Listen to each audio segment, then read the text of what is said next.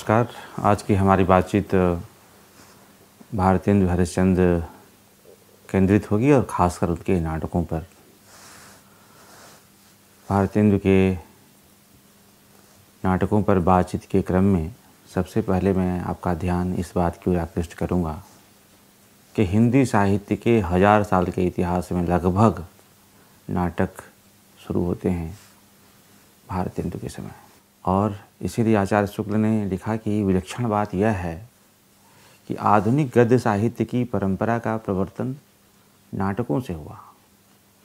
भारतेंदु के पहले नाटक के नाम से जो 2-4 ग्रंथ ब्रजभाषा में लिखे गए थे, उनमें महाराजा विश्वनाथ सिंह के आनंद रघुनंदन नाटक को छोड़कर और किसी में नाटकत्व तो नहीं था। हरिश्चंद्र ने सबसे पहले विद्या सुंदर नाटक का बांग्ला से सुंदर हिंदी में अनुवाद करके संवत 1925 में प्रकाशित किया। उससे पहले वो प्रवास नाटक लिख रहे थे, पर वह पूरा नहीं हुआ। उन्होंने आगे चलकर भी अधिकतर नाटक ही लिखे। पंडित प्रताप नारायण और बद्रीनारायण चौधरी ने भी उन्हीं का अनुसरण किया। शुक्ल जी ने भारतेंदु के नाटक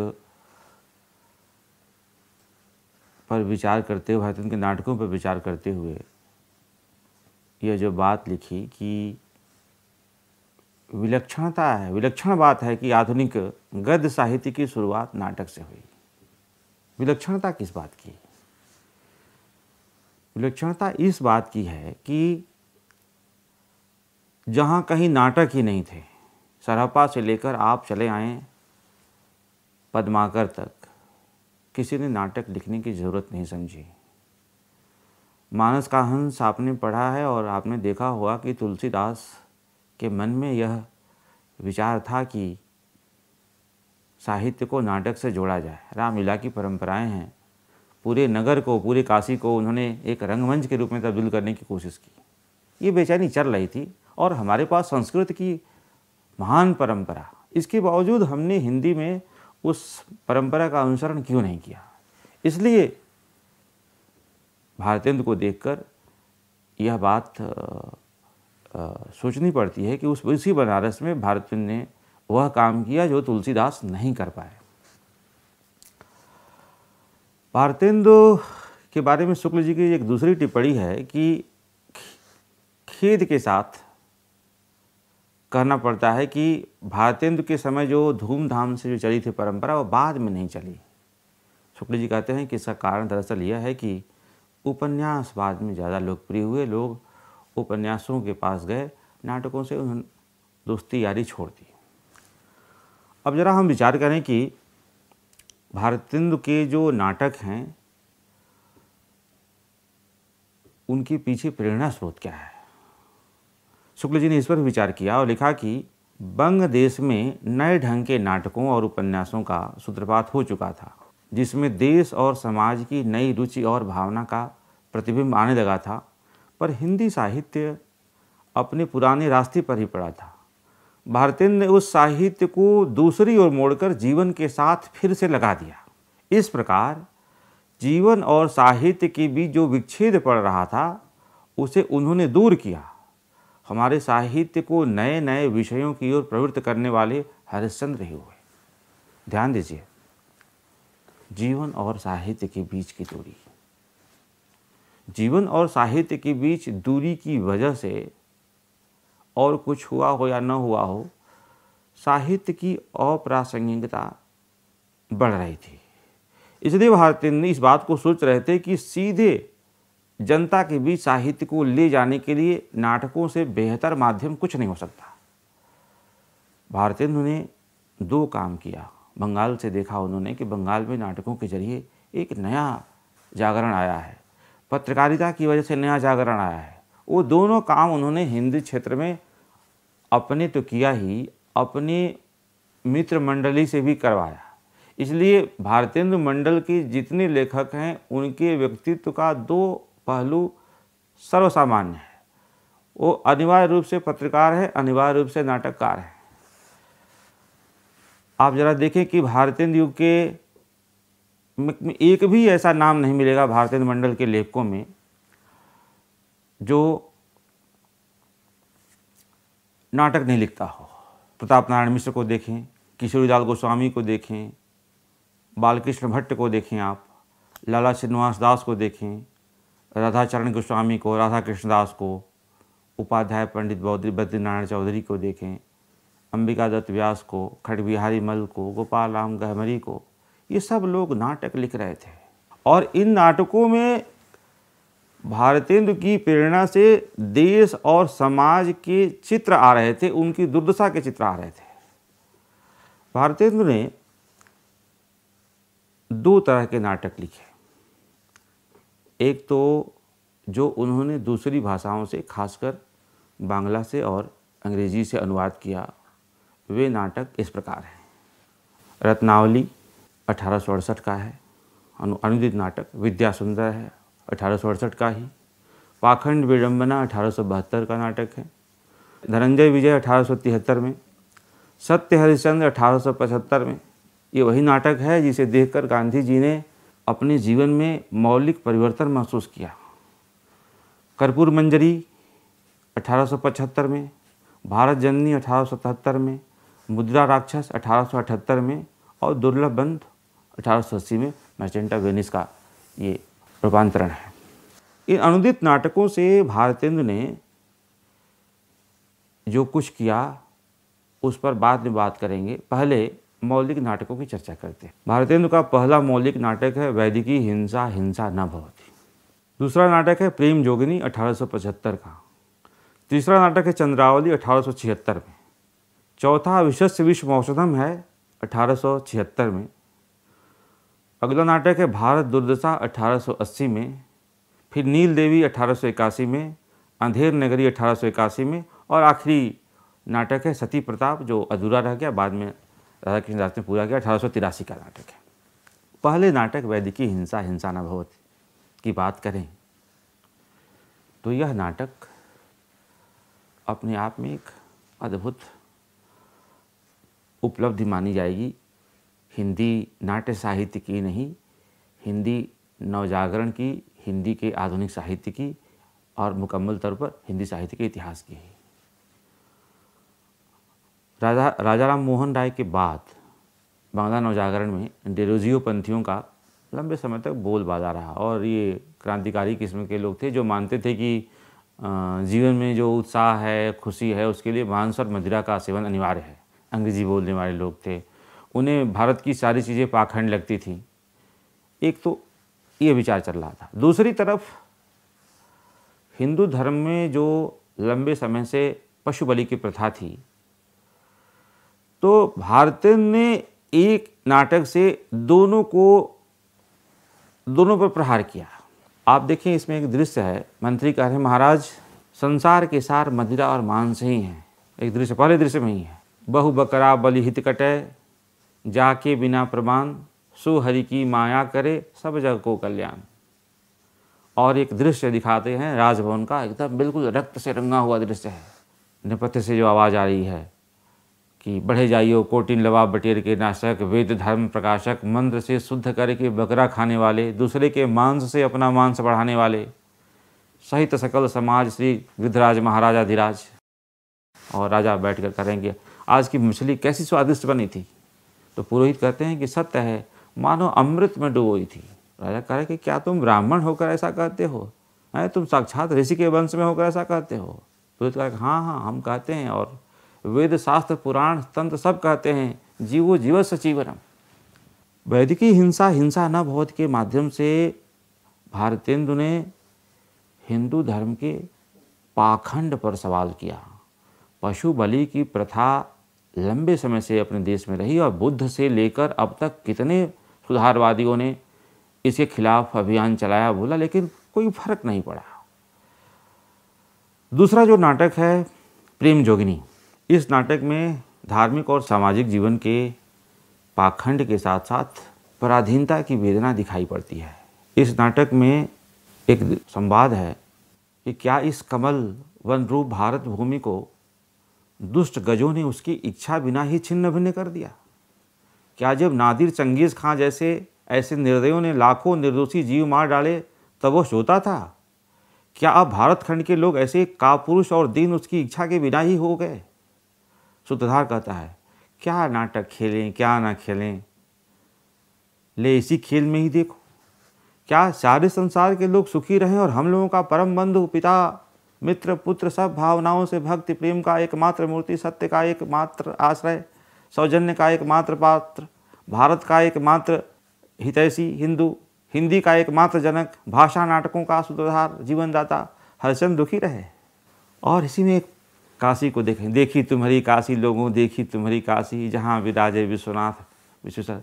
और पूरा प्रसंग है, बनारस का इतिहास, बनारस की जितनी अच्छी चीज़ें हैं उसकी भी चर्चा है, बनारस की जो बुराइयां हैं उसकी भी चर्चा है। तो प्रेम जोगिनी अपने आप में भारतेंदु के काशी विमर्श का परिचायक है। काशी को वो कैसे एक प्रतीक के रूप में देखते हैं हिंदुस्तान के। भारतेंदु का अगला मौलिक नाटक है चंद्रावली, और इस नाटक में भारतेंदु का परिचय मिलता है। लंबा पद ही है, परम प्रेम निधि रसिक वर, अति उतार गुण खान, जगजन रंजन आशु कवि को हरिचंद समान, चंद्र टले सूरज टले, टले जगत के नेम, पर दृढ़ सी हरिचंद को टले न अविचल प्रेम। भारतेंदु का अगला महत्वपूर्ण नाटक है विषस्य विष मोचतम, विष की दवा विषय ही है।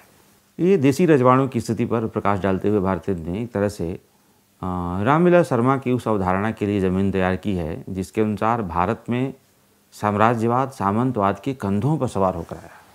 इस नाटक में कुछ संवाद हैं पर ध्यान दीजिए।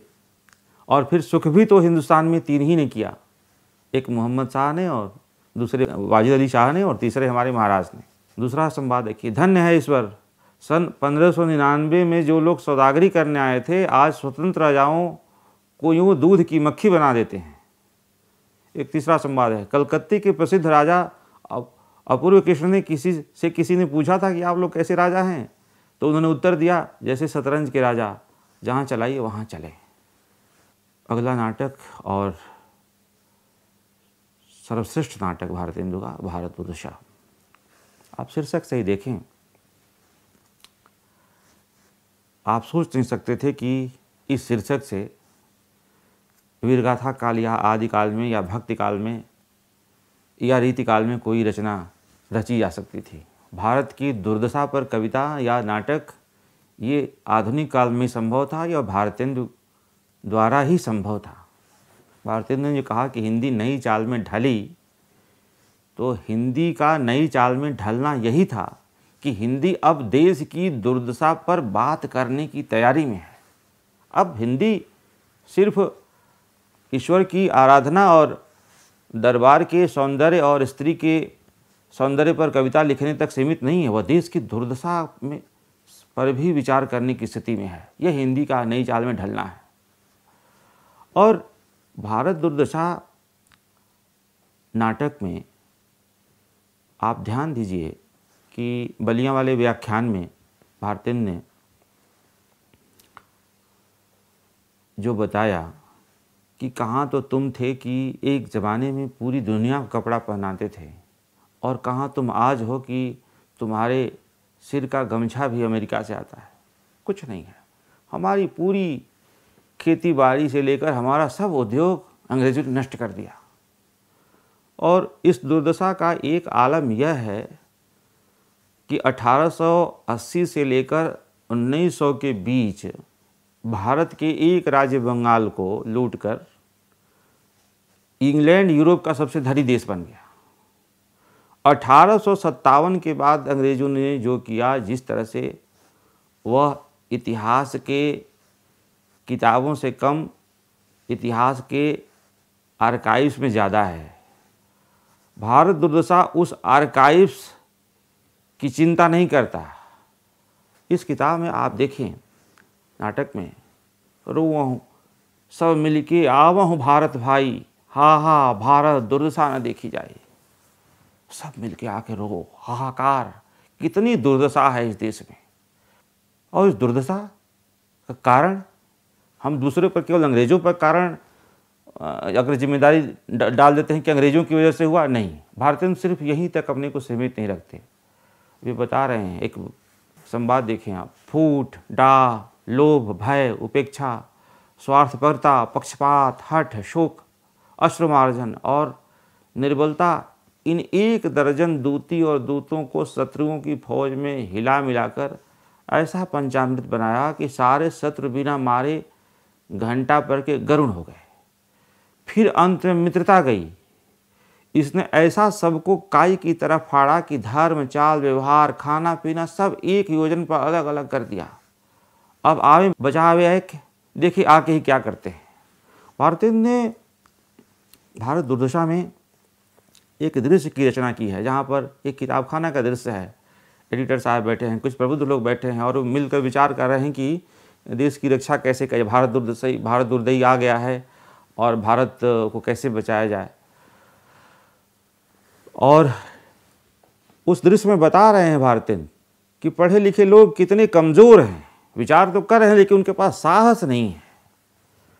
ये बात बहुत बाद में गांधी जी ने महसूस की। गांधी जी से बहुत पहले, कांग्रेस पार्टी की स्थापना से भी पहले भारतेंदु इस बात को महसूस कर लिया था कि सिर्फ पढ़े लिखे लोगों की चिंता करने से देश की स्वाधीनता के आंदोलन में कुछ होने वाला नहीं है। जब तक कि स्वाधीनता का आंदोलन जन आंदोलन नहीं बनता, जन चेतना के बीच जमीन में ये चीज़ नहीं आती, तब तक कुछ नहीं हो सकता। अगला नाटक है नील देवी। नील देवी वैसे तो पंजाब के एक हिंदू राजा पर मुसलमानों की चढ़ाई के एक ऐतिहासिक प्रसंग पर लिखा हुआ नाटक है, लेकिन इस नाटक के आरंभिक हिस्से में एक बहुत दिलचस्प प्रसंग है। भारत की स्त्रियों की तुलना भारतेंदु ने ब्रिटेन की स्त्रियों से की है।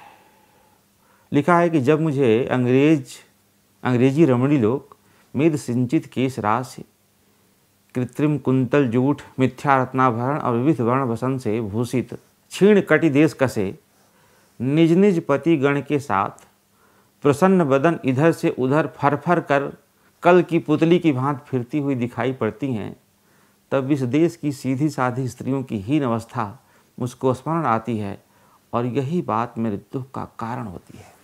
नील देवी के इस प्रसंग से आप समझ सकते हैं कि भारतेंदु क्यों कह रहे थे कि नारी नरसम हो स्वत्व निज भारत कहे।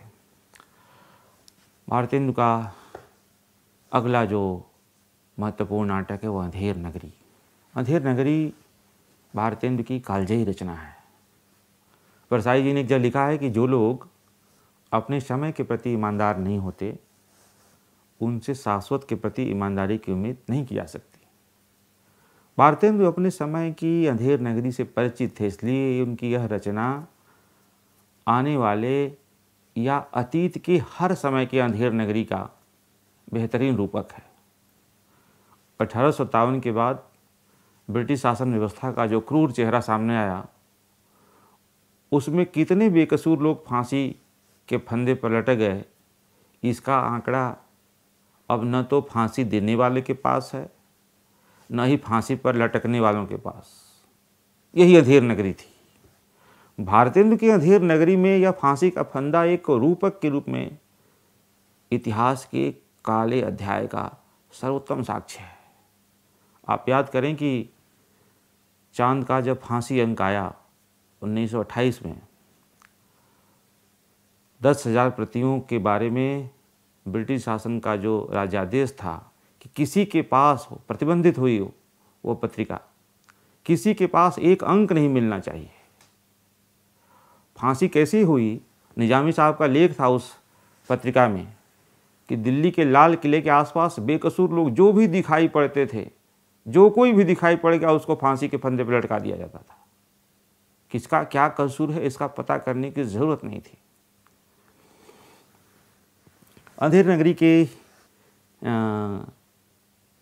रचना यात्रा पर प्रकाश डालते हुए श्री रामदीन सिंह, जो भारतेंदु के प्रकाशक भी थे, उन्होंने लिखा है कि बनारस में बंगालियों और हिंदुस्तानियों ने मिलकर एक छोटा सा नाटक समाज दशाश्वमेध घाट पर नियत किया है, जिसका नाम हिंदू नेशनल थिएटर है। दक्षिण में पारसी और महाराष्ट्र नाटक वाले प्राय अंधेर नगरी का प्रसंग खिला करते हैं, किंतु उन लोगों की भाषा और प्रक्रिया अब असंबद्ध होती है। ऐसा ही इन थिएटर वालों ने भी खेलना चाहा था और अपने परम सहायक भारत भूषण भारतेंदु बाबू हरिश्चंद्र से अपना आशय प्रकट किया। बाबू साहब ने यह सोचकर कि बिना किसी काव्य कल्पना के वह बिना कोई उत्तम शिक्षा निकाले जो नाटक खेला ही गया है, तो इसका फल क्या? इस कथा को काव्य में बांध दिया। यह प्रहसन पूर्वोक्त बाबू साहब ने उस नाटक के पात्रों की आवश्यकता अनुसार एक ही दिन में लिख दिया है। आशा है परिहास प्रिय रसिक जन इससे परितुष्ट होंगे। इति भारतेंदु के बाद हिंदी के नाटकों की जो स्थिति हुई और भारतेंदु के बाद के नाटकों पर जैसा कि मैंने शुक्ल जी की बात की कि उन्होंने लिखा कि बाद में यह परंपरा शिथिल पड़ गई। बाबू रामकृष्ण वर्मा बंग भाषा के नाटकों का जैसे वीर नारी पद्मावती, कृष्ण कुमारी अनुवाद करके नाटकों का सिलसिला कुछ चलाते रहे। उस उदासीनता का कारण दरअसल उपन्यासों की ओर दिन दिन बढ़ती हुई रुचि के अतिरिक्त अभिनयशालाओं का अभाव भी कहा जा सकता है। अभिनय द्वारा नाटकों की ओर रुचि बढ़ती है और उनका अच्छा प्रसार होता है। नाटक दृश्य काव्य है, उनका बहुत कुछ आकर्षण और अभिनय पर अवलंबित होता है। उस समय नाटक खेलने को लेकर को तैयार हुए नहीं थे। ऐसी दशा में नाटकों की ओर हिंदी प्रेमियों का उत्साह कैसे रह सकता था? भारतेंदु के नाटककार व्यक्तित्व पर प्रकाश डालते हुए प्रेमचंद ने लिखा है कि उनकी सबसे अधिक स्मरणीय और अस्थायी साहित्यिक पूंजी उनके नाटक हैं। इस मैदान में कोई उनका प्रतियोगी नहीं। हिंदी नाट्य कला के वे प्रवर्तक हैं। उनके पहले हिंदी भाषा में नाटकों का अस्तित्व न था। राजा लक्ष्मण सिंह ने कालिदास की शकुंतला का अनुवाद अवश्य किया था, पर वह केवल अनुवाद था। मौलिक नाटक अप्राप्य थे। बाबू हरिश्चंद्र ने हिंदी साहित्य की इस कमी को पूरा करने की कोशिश की। उन्होंने छोटे बड़े 18 नाटक लिखे, जिनमें कुछ मौलिक और कुछ अनुवाद हैं। मौलिक नाटकों में सत्य हरिश्चंद्र और चंद्रावली ऐसी किताबें हैं जो संसार की किसी भाषा का गौरव हो सकते हैं। और मुद्रा राक्षस यद्यपि एक संस्कृत नाटक का अनुवाद है, तथा उच्च कोटि की रचना के सारे गुणों से भरपूर। प्रेमचंद ने सत्य हरिश्चंद्र को मौलिक नाटक माना है, लेकिन बहुलांश की राय यही है कि सत्य हरिश्चंद्र अनुदित नाटक है। रामविलास शर्मा ने भारतेंदु के नाटककार व्यक्तित्व पर प्रकाश डालते हुए लिखा कि भारतेंदु ने अपने मौलिक और अनुदित नाटकों के जरिए एक साथ कई काम किए। उन्होंने नाटकों के माध्यम से नई हिंदी को लोकप्रिय बनाया, पारसी रंगमंच का विरोध किया और प्राचीन नाटकों का उद्धार किया। उन्होंने भोड़े और गलत अनुवादों के मुकाबले में सरस और रचनात्मक अनुवादों की मिसालें बनाई। आप ध्यान दीजिए कि रामविलास जी ने भारतेंदु की जो सबसे बड़ी चुनौती थी, अपने समय के पारसी रंगमंच के समानांतर रंगमंच के लिहाज से नाटकों को उसकी लोकप्रियता को बनाए रखना, और ये चूँकि पहली बार ये प्रयोग हो रहा था, इसलिए शुरुआत में ही इतना बड़ा काम ये सिर्फ ऐतिहासिक महत्व के लिए नहीं, बल्कि उसे एक अस्थाई तौर पर दिखे जाने की ज़रूरत है। गिरीश रस्तोगी ने लिखा कि आज के संदर्भ में भारतेंदु की यह दृष्टि अनुकरणीय है कि नाट्य लेखन हो या रंगमंच, उन्होंने नाटक और रंगमंच को किसी अतिरिक्त गंभीरता, बौद्धिकता, तार्किकता या विशिष्टता से नहीं बांधा, बल्कि इस तत्व पर बल दिया कि यदि कोई प्रत्यक्ष अनुभव करा दे उसे चतुर्गुणित आनंद होता है। आप ध्यान दीजिए कि भारतेंदु ने मध्यम मार्ग का, शुक्ल जी ने भी इस बार ध्यान दिलाया है कि भारतेंदु शास्त्रीयता और लौकिकता के बीच, शास्त्र और लोक के बीच मध्यम मार्ग का चुनाव करते हैं। गिरीश जी कहते हैं कि भारतेंदु नाटक शब्द की अर्थग्राहिता ही रंगस्थ खेल में करते हैं और कहते हैं कि नाटक शब्द का अर्थ है नट लोगों की क्रिया। यह खेल शब्द ही वस्तुतः भारतेंदु और उसके युग के नाटककारों को खुली दृष्टि और विचार को प्रस्तुत करता है। अपनी भाषा द्वारा, अपनी संस्कृति द्वारा, अपनी जनता के लिए खेल करने और दिखाने की तड़प उनकी रचना धर्मिता का नया और भीतर से अत्यंत गंभीर आयाम है। भारतेंदु के नाटकों में नवजागरण की चेतना इस बात का संकेत है कि अब जो नया होना होगा साहित्य में या देश में, वह जनता की सीधी भागीदारी से ही संभव है। इसलिए भारतेंदु सिर्फ नाटक लिखकर छुट्टी पाने वाले नाटककार नहीं थे। वे अपने नाटकों को जनता के बीच ले जाने के लिए उसमें अभिनय, उसके आयोजन पर भी विचार करते थे और करते थे। जब कोई पात्र नहीं मिलता था तो स्वयं भारतेंदु अभिनय भी करते थे। ये जो संलग्नता है नाटक के साथ भारतेंदु की, यह हिंदी नाटक के इतिहास का मंगलाचरण है। बाद में उसी बनारस में जयशंकर प्रसाद ने जब यह कहा कि हमारे नाटक रिक्शे तांगने वालों के लिए नहीं है और नाटक को नहीं बल्कि रंगमंच को नाटकों के पास आने की ज़रूरत है, तो जयशंकर प्रसाद ने भारतेंदु का एक तरह से प्रतिवाद करते हुए नाटक को सिर्फ पढ़े लिखे लोगों तक सीमित बना दिया। लेकिन भारतेंदु की जो नाट्य दृष्टि है, जो उनका संकल्प है, उसको अब फिर से याद करने की ज़रूरत है और उससे सबक लेने की ज़रूरत है। नए नए माध्यम हमारे बीच हैं, सिनेमा है, टीवी है, अब तो इंटरनेट की वजह से बहुत सारे प्लेटफॉर्म मौजूद हैं। यह देखे जाने की ज़रूरत है कि देश की वास्तविक दुर्दशा को विषय बनाकर देश की जनता से सीधे जनता के बीच जाकर बात करने का, उनसे बतियाने का, उनसे सीखने का जो निर्णय था भारतेंदु का, वह अपने आप में कितना महत्वपूर्ण था। आप सबने इस भागीदारी में सहयोग किया। आप सबको धन्यवाद।